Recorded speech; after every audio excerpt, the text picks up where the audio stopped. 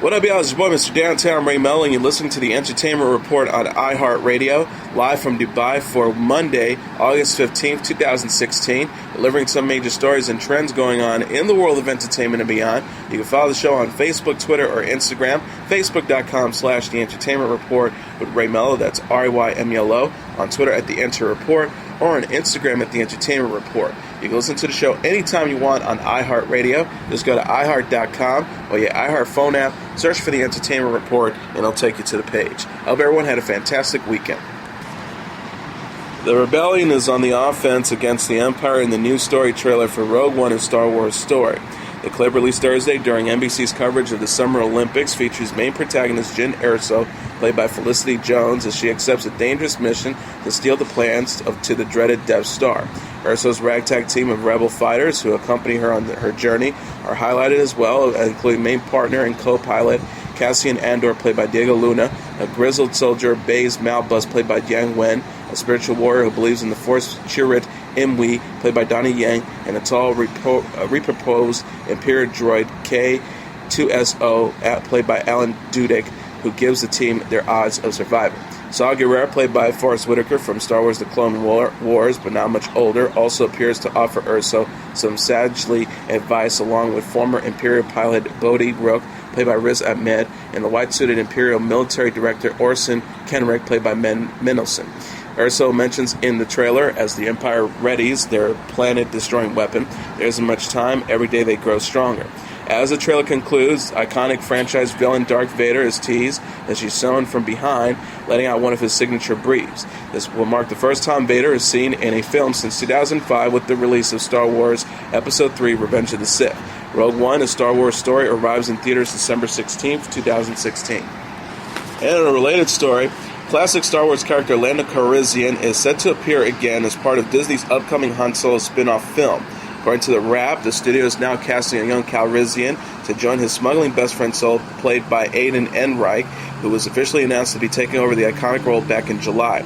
Originally portrayed by Billy D. Williams, Calrissian first appeared in 1980's The Empire Strikes Back as the leader of Cloud City, who is said to have a long history with Solo, a role made famous by Harrison Ford. Calrissian was last seen in 1983's Return of the Jedi, where he once again got to pilot the Millennium Falcon, which Solo has described as having won from Calrissian in a card game. The untitled spin-off is set to be directed by 21 Jump Street and Lego Movie Helmers Phil Lord and Christopher Miller, from a script from Lawrence Kasdan, who co-wrote 3 Star Wars films, and his son John Kasdan.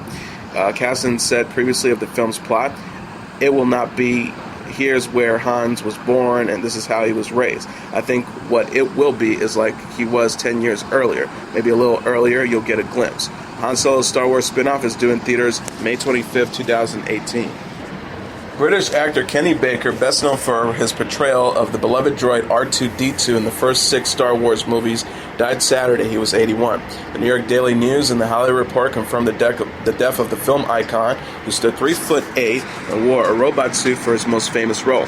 Baker served as a consultant on the latest installment in the franchise, Star Wars: The Force Awakens, and made it to a screening of the film in London, but was too ill to travel for its Los Angeles premiere last December. His other film credits include Time Bandits, Flash Gordon, and The Elephant Man. Star Wars creator George Lucas remembered Baker as a real gentleman and an incredible trooper. Mark Hamill, who plays Luke Skywalker in the sci-fi adventures, wrote, "Goodbye, Kenny Baker, a lifelong loyal friend. I loved his optimism and determination. He was the droid I was looking for." Star Wars tweeted in their official website, "Today we lost a friend. We'll miss you, Kenny Baker." 20th Century Fox Twitter account said, "Rest in peace, Kenny Baker, the heart and soul of R2-D2. Vin Diesel continues to tease fans that he will reveal everything regarding his alleged Fast 8 feud with Dwayne Johnson. The actor promised for the second time with a deep voice during a Facebook Live video that streamed Thursday, "I will tell you everything," which featured Diesel discussing his next film, Triple X Return of Xander Cage. According to Diesel, who was about to view the first cut of the action sequel, the truth about what happened between himself and Johnson will come to light after he watches Triple X. He said, hinting that a reveal could be imminent. "Once I see the movie, I'll come back and tell you everything." The drama all started Monday when Johnson took to Instagram to slam an unnamed Fast 8 male co-star who he deemed unprofessional. The former WWE superstar wrote at the time, "My female co-stars are always amazing and I love them. My male co-stars, however, are a different story. Some conduct themselves as stand-up men and true professionals while others don't." On Tuesday, reports surfaced that Diesel was who Johnson was referring to. The pair also reportedly met on the film's set to hash out their differences. Seemingly aware of the reports, Diesel responded on Instagram stating that in due time, he'll explain exactly what happened. Fast and Furious star Tyrese Gibson has stayed in the conversation as well, originally stating on a now-deleted post how he was not the star Johnson was referring to earlier. On Thursday, Gibson paid tribute to Diesel. Gibson wrote on Instagram, alongside a photo of himself standing next to Diesel, "If only people knew how hard you work to protect this franchise and characters, minds would be blown. If no one else will jump out of there and stand up, I will. You're my brother for life. Let's keep it positive and keep rocking this thing. My proudest post." Fast 8, which also stars Helen Mirren, Michelle Rodriguez, Chris Ludacris Bridges, Kurt Russell, Jason Statham, Charlize Theron, and Scott Eastwood, raced to theaters April 14, 2017. Northern Irish actor Jamie Dornan admits he'd be absolutely terrified if he found himself in the same circumstances as the character he plays in his World War II drama Anthropoid. Helmed by Sean Ellis and in theaters now, the film is based on the true events surrounding the assassination of Reinhard Heydrich, the Butcher of Prague in 1942. Cillian Murphy and Dornan play Joseph and John, soldiers from the Czechoslovakian army in exile, who parachute back into their occupied homeland on a mission to kill one of the high-ranking Nazi architects of the Holocaust with the help of local members of the resistance. After the daring move sends a clear message of the rebellion to the Nazis, the Czech people were subjected to devastating reprisals. The war officially ended in 1945. Dornan recently told UPI in New York, "There's something about telling stories that are pieces of history that actually happened that I find all the more compelling and attractive and alluring, I think. But for me, I couldn't fail to be moved and totally knocked out by this story. Those panic attacks Jan experienced and that hesitancy of the situation of feeling very vulnerable and maybe a bit over your head. As much as you'd like to think you'd be such a man in those situations, the reality is I'd probably be closer to John. I'd probably be really absolutely terrified, so I found that very relatable." The 50 Shades of Grey and the Fall star went on to say he feels a tremendous sense of responsibility while working on Anthropoid, since he was playing a real person who helped change the course of history. He noted, "I think it's vital that you could carry that you and let yourself be aware of that all the time, but don't let that overburden you. While you're conscious of it, you've got to let it go, and you can't let it be the things that define how you approach the day. You still just got to get in and do the work and do the best you can." 20 years after it ended, Nickelodeon is bringing back Rocko's Modern Life for an original one-hour special the network announced Thursday. Centered around the adventures of anthropomorphic Australian wallaby Rocko and his friend Heifer, a seal, and Filbert, a turtle, and Rocko's dog Spunky, Rocko's Modern Life follows the trio's day-to-day life in the Midwestern city of O-Town. Created by Joe Murray, Rocko deals with both the mundane and the ridiculous elements of everyday life. Murray said in an interview with Motherboard, "My work has always been to poke fun at where we are and hold up a mirror to where we are and see the insanity of it. Some of the things that we're doing is just insane." The show ran from 1993 to 1996 and was often at the center of some sexually charged innuendos, including Rocko's brief stint as a phone operator in a local hangout, a restaurant called the Choky Chicken. Rocko's resurrection comes on the heels of the announcement of the Hey Arnold movie, which is set to be released next year. There's no date or casting information for Rocko's yet, but Murray is looking forward to getting started. Murray said in a statement, "I'm very happy to be joining Rocko and my friends from Old Town again. What I have found by bringing these characters back is that it's not so much about nostalgia, but a sense of that they still feel relevant and fresh to me, and after 20 years, they can't wait to comment on modern life in the 21st century. They still have a lot to say." Mila Kunis, who is now expecting her second child with husband Ashton Kutcher, says she isn't rushing back to acting, but couldn't resist the opportunity to co-star in Bad Moms. Kunis said during a recent AOL Build discussion about the film in New York, "It all kind of happened very serendipitously. So this is the only movie I did between Baby 1 and Baby 2, the 32-year-old actress explained. "I never gave myself a timeline. I said I'm going to go back as far as acting is concerned when I am ready, when I find the right project, when the time is right. I have Family Guy, I have a production company at ABC for TV, and I go to work every day, but doing a film is like 17 hours a day, 6 days a week out of town for months on end. You really do miss chunks of your child's life, so I was like, I don't know when that's going to be, and everybody was super supportive.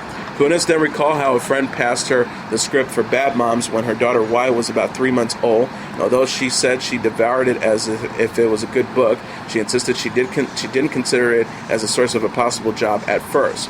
She says, I was like, wow, this looks like a really great movie, and I can't wait to see it, and that's it. 8 months later, it came to me as a project. Everything shifted, location changed, the timing was different. They were like, would you want to be a part of it? And I was like, absolutely. And it was just the right timing. Co-starring Kathryn Hahn, Kristen Bell, Christina Applegate, Jada Pinkett Smith, and Jay Hernandez, Bad Moms is in theaters now. It follows a group of parents who, exhausted from the pressures of trying to be the perfect for their children all the time, rebel and become hedonistic slackers. Will Smith and Martin Lawrence's in development buddy cop action sequel Bad Boys 3 has been delayed until 2018 and given a new official title. According to Variety, the third entry in the series will now be titled Bad Boys for Life and will arrive in theaters on January 12, 2018. The title is a reference to a line spoken by Smith's character, Detective Mike Lowry, in 2003's Bad Boys 2, where he declared to Lawrence's Detective Marcus Burnett, "We ride together, we die together, Bad Boys for Life." Originally, studios Sony Pictures had stated that the sequel would arrive on February 17, 2017, with the fourth film set to be released on July 3, 2019. However, there has been no update regarding a potential Bad Boys 4. Bad Boys for Life will be directed by Joe Carnahan, who is taking over the franchise, director Michael Bay, and will be produced by returning Jerry Bruckheimer. No other casting details have been released. Amazon says it has ordered 13 episodes of a new docuseries called American Playboy, the Hugh Hefner Story. The program combines archival footage, interviews, and cinematic reenactments to tell the story of Playboy magazine's founder, who is now 90 years old. It will premiere exclusively on Amazon Prime Video in the United States, United Kingdom, Germany, Austria, and Japan in 2017. Conrad Riggs, the head of unscripted programming at Amazon Studios, said in a statement, although Hugh Hefner is an iconic figure known worldwide, most people may not be aware of the impact he has had on some of this country's most important social revolutions. We're excited to bring Prime members the untold story of Mr. Hefner's remarkable life and his contributions to modern American history. Stephen David, Hefner, added, it has been a long road in finding the right partners to tell the full story of Playboy and has been unfolded over these past 63 years. I believe we have found them in the collaborative team of Stephen David Entertainment at Amazon. I'm pleased that this docu-series will shed light on what has been an incredible journey and the voice Playboy has had in the discussion of our ever-changing culture. Just as importantly, my hope is that it will inspire others to pursue their dreams. Dancing with the Stars is to return for its 23rd season on September 12th. New cast members have not yet been announced yet, but Tom Bergeron and Aaron Andrews are to once again co-host the ABC competition series. The show's Twitter account said on Friday, Dancing with the Stars will make a splash 1 month from today, #DWTS. Comedians Taron Killam and Jay Pharoah are set to star in a new Showtime pilots following their exit from Saturday Night Live. According to Entertainment Weekly, the pilots announced from the network Thursday during the Television Critics Association Summer Press Tours are comedies that were in the works before Killam and Pharoah were let go from SNL. Showtime President and CEO David Nevins said it's been happening over the last several weeks, probably over a month individually, and that the network was going to schedule around the sketch comedy series, but that things got easier when they ended up being released. Killam's pilot, entitled Mantig, was described as an anthology series about a newly divorced male who married young and is attempting to re-enter the ever-changing world of dating. The series is set to feature a different protagonist each season. Pharoah's pilot, White Famous, which is being executive produced by Jamie Foxx, stars a comedian as an up-and-coming comic who is having to deal with becoming popular and mainstream. Both Killam and Pharoah shared their excitement about their new pilot deals on Twitter, with Pharoah sharing a photo of himself enjoying a bottle of Grey Goose to celebrate with the caption "current mood," while Killam wrote, "Very excited to be part of this team I've respected for years. Clear eyes, full hearts, #mating." And a related story, Showtime CEO David Nevins announced this week that the network is bringing back cult favorite Twin Peaks with some new names in the lead roles. The network, Nevins said during the last panel of the Television Critics Association Summer Press Tour, is reviving Twin Peaks in early 2017 in an unconventional way. He says unconventional in the handling of it and how we put it out in the world and how we market it. I think it is quite possible we're not going to do a traditional release pattern. He also added by saying, I want to embrace the unexpectedness of it, so I could definitely see see longer episodes, or in terms of this question of how do we release it linearly, and how do we release it for people who want to stream it. Maybe there's something different between the two. Niven also said Showtime is planning a potential election night special with Stephen Colbert, though the details aren't final just yet. Niven said Stephen wants to do it. The thought is do a live special, Colbert Unfertile. He promised me he'll say a couple of curse words, which is important. We'll figure it out. It's something we've been trying to get him to do for a while. On the chipping block of the network are House of Lies episodes and Penny Dreadful, which will all end this year. Amber Heard was due to give a deposition against Johnny Depp in Los Angeles on Friday, but delayed it because of an emergency. Heard's deposition was originally scheduled for June 17th, but was postponed. Depp's lawyers have said the actor would only give his deposition after Heard gave hers. Court documents said, to no fault of her own, Amber was unable to arrange for a flight to travel from London, which caused Friday's delay. Heard is in England filming Justice League. The LA Superior Court has rescheduled the deposition for Saturday. Intersued Heard alleges Depp was physically abusive to her and is seeking a permanent restraining order. Heard filed for divorce from the 53-year-old actor in May after just over a year of marriage. Actor Thomas Gibson has released a statement addressing his surprise firing from the television series Criminal Minds. TVGuide.com reported Gibson said in a statement, I love Criminal Minds and have put my heart and soul into it for the last 12 years. I'd hoped to see it through to the end, but that won't be possible now. I would just like to say thank you to the writers, producers, actors, our amazing crew, and most importantly, the best fans that a show could ever hope to have. Deadline said Gibson was terminated after he allegedly assaulted one of the show's writing producers 2 weeks ago, an incident that only became public in the past few days. He was initially suspended, but his bosses announced Friday he had been let go. Gibson was also engaged in a similar dust-up with an assistant director several years ago. Gibson played Special Agent Aaron Hotchner since the show's inception. Before that, he was best known for his work on the popular sitcom Dharma and Greg and the medical drama Chicago Hope. Brooklyn Beckham is feeling protective of girlfriend Chloe Grace Moretz. The 17-year-old model showed his support for the 19-year-old actress Thursday on Instagram after Moretz faced criticism for posting a topless photo the day previous. He captioned a photo of himself carrying the Neighbors 2 sorority rising star, keeping her safe. Social media users have accused Moretz of hypocrisy after she shared a photo of herself with her naked back to the camera. The actress has called out Kim Kardashian for posing in a nude selfie in March. One person wrote in the comments, hypocritical of her to post a topless picture after criticizing Kim Kardashian. I'm sure Kim's was more revealing, but still.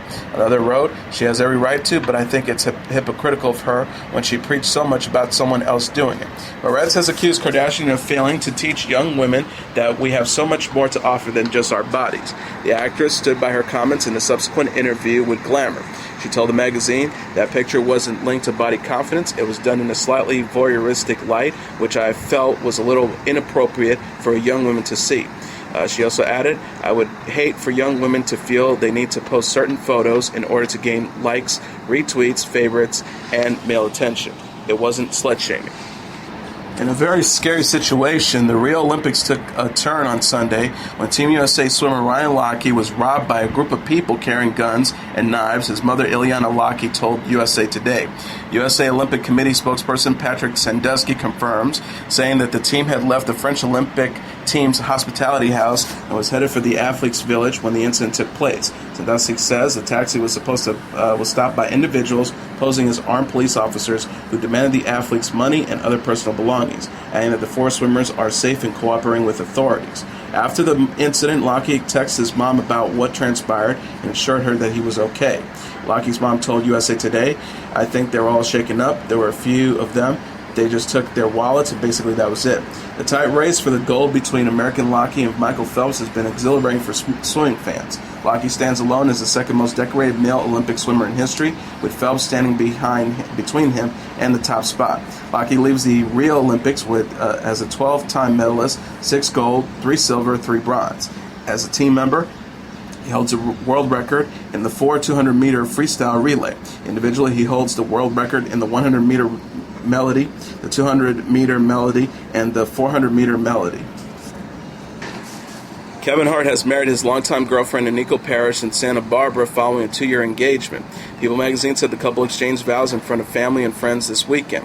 The actor and comedian posted on Instagram after the happy occasion Saturday, #Hearts was understood, doesn't need to be said, #Live, Love, Love. The photo shows the groom and bride looking gorgeous in formal wear with Hart's 2 children from his previous marriage. It is one thing to be a passionate fan and another to wage a jealousy-fueled attack. Justin Bieber threatened to make his Instagram account private over the weekend after his fans attacked Sophia Richie, daughter of 80s pop star Lionel Richie, simply for appearing in some selfies with the pop star. The so-called believers send a mountain of chauvinistic bottom-to-the-belt insults at Richie after she appeared with Bieber in photos he posted in his Instagram page. Speculating that the two may be romantically linked, Bieber fans raged on Richie. In response, Bieber posted a photo to the social site along with the notes, "I'm going to make my Instagram private if you guys don't stop the hate. This is getting out of hand. If you guys are really fans, you wouldn't be so mean to people that I like." Fans are afire with conversations about Bieber's warning, making the hashtag RIP Believers the #1 trending item worldwide on Twitter. Within the hashtags, the responses have been mixed. Some fans are expressing frustration, claiming the pop star hasn't been showing them enough attention lately. Nitpicky group. Other fans are off-put by Bieber's involvement with Richie, whether romantic or simply friendly, while others are angry because he refers to them as fans and not by the preferred nomenclature Believers. This is far from the first time the Purpose singer has ruffled with the feathers of his fans. He took time from a recent concert to chastise a fan who attempted to give him a present during his performance. Bieber hissed, "Take this moment to listen and try to not give me a hat or whatever you're trying to throw on stage right now, because I probably don't want that shit." The singer quickly sought to soften the blow he just dealt, admitting, "Sorry, that was me." In recent months, Bieber has had a complicated relationship with his fans. The baby belter decided earlier this year to no longer do meet and greets with his fans while on tour. In May, he announced that he's done taking pictures with fans, writing on Instagram. "It has gotten to the point that people won't even say hi to me or recognize me as a human. I feel like a zoo animal and I want to be able to keep my sanity. I realize people will be disappointed, but I don't owe anybody a picture." British music superstar Adele says she will not perform at the 2017 Super Bowl halftime show despite being offered the coveted gig. PeopleMagazine.com quoted the Grammy Award-winning winner singing as telling the crowds at her Los Angeles show Saturday, "First of all, I'd like to say that I'm not going to do the Super Bowl. I mean, come on, that show's not about music, and I don't really put on. I don't dance or anything like that. They were very kind. They did ask me, but I did say no." E! News also confirmed Adele will not be following in the footsteps of Coldplay, who headlined the musical entertainment for this year's biggest football game, along with special guests Beyonce and Bruno Mars. The supervillain ensemble picture Suicide Squad is the #1 movie in North America for a second weekend, earning an additional $43.8 million, BoxOfficeMojo.com announced Sunday. Coming in #2 is Sausage Party with $33.6 million, followed by Pete's Dragon at #3 with $21.5 million, Jason Bourne at #4 with $13.6 million, and Bad Moms at #5 with $11.5 million. Rounding up the top tier are The Secret Life of Pets at #6 with $8.8 million, Star Trek Beyond at #7 with $6.8 million, Florence Foster Jenkins at #8 with $6.6 million, Nine Lives at #9 with $3.5 million, and Lights Out at #10 with $3.2 million. And now let's take a look at what happened on this date in entertainment history. On this date in 1969, the Woodstock Music Festival opens on a patch of farmland in White Lake, a hamlet in the upstate New York town of Bethel. Promoters John Roberts, Joe Rosenman, Artie Cornfield, and Michael Lang originally envisioned the festival as a way to raise funds to build a recording studio and rock and roll retreat near the town of Woodstock, New York. The longtime artist colony was already a home base for Bob Dylan and other musicians. Despite their relative inexperience, the young promoters managed to sign a roster of top acts, including the Grateful Dead, the Jefferson Airplane, The Who, Sly and the Family Stone, Janis Joplin, Jimi Hendrix, Creedence Clearwater Revival, and many more. Plans for the festival were on the verge of foundering, however, after both Woodstock and the nearby town of Wallkill denied early permission to hold the event. Dairy farmer Mass Yeager came to the rescue at the last minute, giving the promoters access to a 600-acre land of Bethel, some 50 miles from Woodstock. Early estimates of attendance increased from 50,000 to around 200,000, but by the time the gates opened on Friday, August 15th, more than 400,000 people were clamoring to get in. Those without tickets simply walked through the gaps in the fences, and the organizers were eventually forced to make the event free of charge. Folk singer and guitarist Richie Havens kicked off the event with a long set, and Joan Baez and Arlo Guthrie also performed Friday night. Somewhat improbably, the chaotic gathering of 500,000 young hippies lived up to its billing, 3 days of peace and music. There were surprisingly few incidents of violence on the overcrowded grounds. A number of musicians performed songs expressing their opposition to the Vietnam War. Among the many great moments at the Woodstock Music Festival were career-making performances by up-and-coming acts like Santana, Joe Cocker, and Crosby, Stills, Nash & Young. The Who's early morning set featured songs from their classic rock opera, Tommy, and the closing set by Jimi Hendrix, which climaxed with an improvised solo guitar performance of the Star Spangled Banner. Though Woodstock had left its promoters nearly bankrupt, their ownership of the film and recording rights more than compensated for the losses after the release of a hit documentary film in 1970. Later music festivals, inspired by Woodstock's success, failed to live up to its standards, and the festival still stands for many as an example of America's 1960s youth counterculture at its best. And that is your entertainment report for Monday, August 15th, 2016. I'm your host, Mr. Downtown Bray Melo. I'll be back tomorrow to deliver some major stories and trends going on in the world of entertainment and beyond. You can follow the show on Facebook, Twitter, or Instagram. Facebook.com/The Entertainment Report with Ray Melo. That's RYMELO. On Twitter at The Enter Report, or on Instagram at The Entertainment Report. You can listen to this episode or any previous episodes of The Entertainment Report anytime you want on iHeartRadio. Just go to iHeart.com or your iHeart phone app, search for The Entertainment Report, and it'll take you to the page. Good night, and God bless you all.